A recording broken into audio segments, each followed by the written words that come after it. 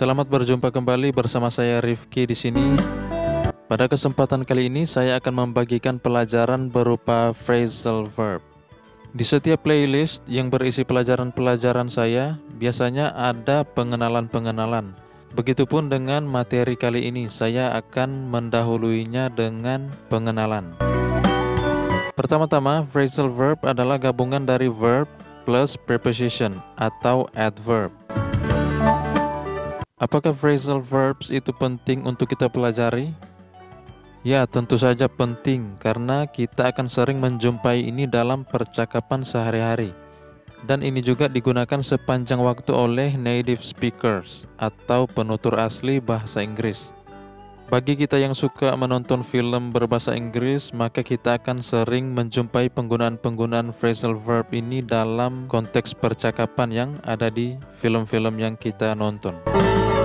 Sebenarnya kita yang belajar bahasa Inggris sudah lumayan familiar dengan beberapa phrasal verbs. Mungkin ada yang sudah sering atau setidaknya pernah kita gunakan. Misalnya phrasal verb seperti stand up, move on, get up, wake up, look at, look for, dan beberapa lainnya. Seperti yang sudah disebutkan tadi, bahwa phrasal verb adalah gabungan dari verb plus preposition atau adverb. Atau kadang-kadang ketiganya digabung. Jadi ada verb, ada adverb, ada juga preposition. Yang mana ini membentuk makna baru. Mengapa membentuk makna baru? Karena kita tidak bisa mengartikan itu mengikuti kata per kata atau hanya berpatokan pada kata kerja yang ada dalam phrasal verbs itu. Misalnya look for. Secara harfiah berarti melihat untuk. Tetapi jelas bukan seperti itu makna sebenarnya karena look for di sini berarti mencari. Seperti dalam contoh ini. I'm looking for my little brother. Have you seen him? Saya sedang mencari adik lelaki saya. Apa kamu melihat dia? I have decided to look for a new job. I can't stand working with him. Saya sudah putuskan untuk mencari pekerjaan yang baru. Saya tidak suka bekerja dengannya.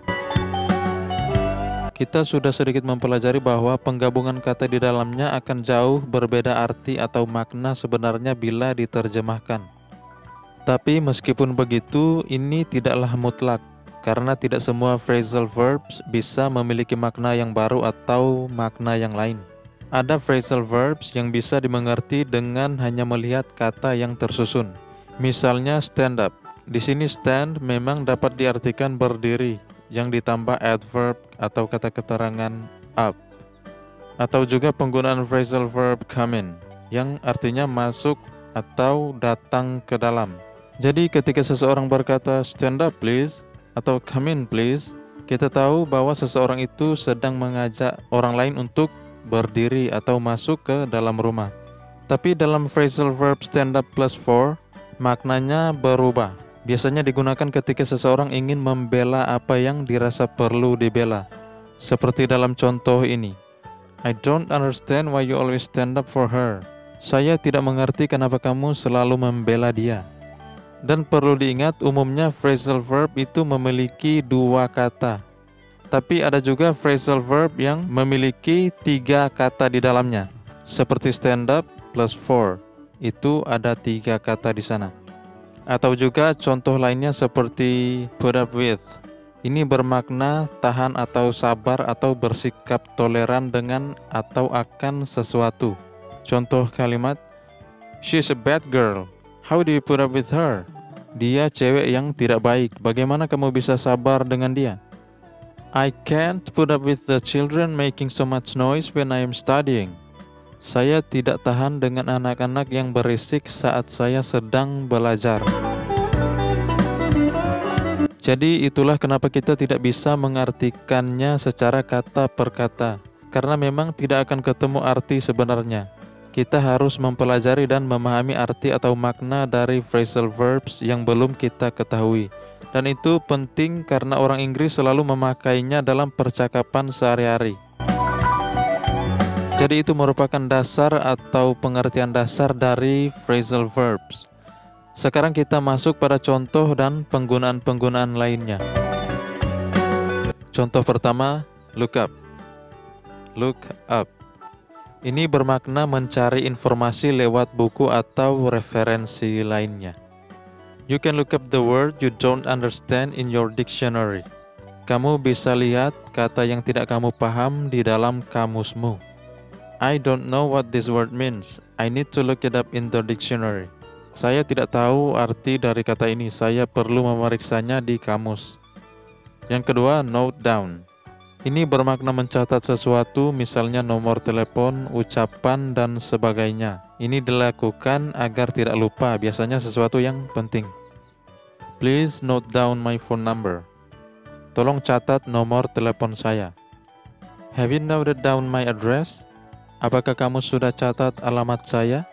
Di sini selain note down, kita juga bisa menggunakan write down. Dalam hal ini tidak ada perbedaan makna. Please write down my phone number. Tolong catat nomor telepon saya. Have you written down my address? Apakah kamu sudah catat alamat saya? Selanjutnya, phrasal verb call off. Ini artinya membatalkan tapi seringkali digunakan dalam bentuk pasif. The match was called off because of bad weather. Pertandingan dibatalkan karena cuaca buruk. Unfortunately, the party has been called off. Sayang sekali pestanya telah dibatalkan. Kemudian phrasal verb call up. Ini bermakna menelepon seseorang. You can call me up whenever you want. Kamu bisa telepon saya kapanpun kamu mau. I'll call you up in a few minutes. Saya akan meneleponmu beberapa saat lagi. Selanjutnya phrasal verb call on. Ini bermakna mengunjungi seseorang. Biasanya hanya sebentar. I wanna call on my old friends. Saya ingin mengunjungi teman-teman lama saya. Why didn't you call on me yesterday? Kenapa kamu tidak kunjungi saya kemarin? Nah, kita sudah melihat bahwa pada umumnya phrasal verb itu terdiri dari dua kata. Tapi ada juga kelompok phrasal verb yang terdiri dari 3 kata, seperti yang ada pada beberapa contoh yang sudah kita simak bersama. Silakan teman-teman pelajari phrasal verb ini. Dan seperti biasa, bagi teman-teman yang mau bertanya, silakan tinggalkan komentar. Nanti kita akan belajar bersama-sama. Oke, sekian dulu dari saya. Kita akan bertemu lagi pada materi-materi yang lain. Thank you.